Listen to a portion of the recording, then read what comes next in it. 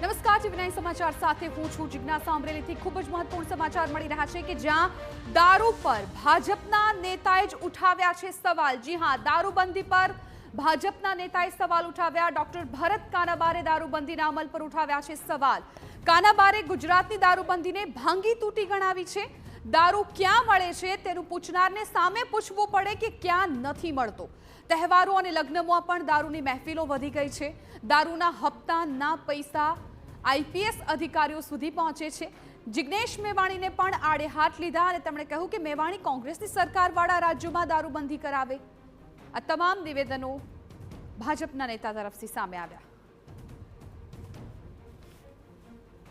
દારૂબંધીનો પૂરો અમલ ન થાય એને માટે જે જવાબદાર લોકો છે, જે બુટલેગરો જેને આપણે કહીએ છીએ, અને એની સાથે પોલીસ તંત્રના કેટલાક કર્મચારીઓ પણ સંડોવાયેલા છે।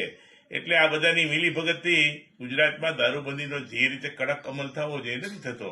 એટલે મેં લખ્યું છે કે ક્યાંય કોઈ એમ પૂછે કે ગુજરાતમાં ક્યાં ક્યાં દારૂ મળે છે તો આપણે એને પૂછાય કે ક્યાં ક્યાં નથી મળતો। બધી જગ્યાએ મળે છે, ઇઝીલી મળે છે। પણ એની સાથે સાથે જિગ્નેશભાઈ મેવાણી સમાજના હિતમાં કદાચ આ ઝુંબેશ ચલાવતો હોય ચોક્કસપણે, પણ એમણે સમજી લેવું પડે કે દેશમાં જે બે મોટા રાજ્યોમાં દારૂબંધી છે, ગુજરાત અને બિહાર, એ ભાજપ શાસિત છે, અને આખા દેશમાં કોંગ્રેસ હવે 3 રાજ્ય બચ્યા છે, હિમાચલ પ્રદેશ, તામિલનાડુ અને કર્ણાટક, ને જરા પણ દારૂબંધી નથી। એટલે એમને ખરેખર દારૂના દૂષણ સામે એટલો બધો રોષ હોય, એના માટે ખરેખર ગંભીર હોય તો જે કોંગ્રેસ શાસિત રાજ્યોમાં છે ત્યાં દારૂબંધીનો અમલ શરૂ કરાવે।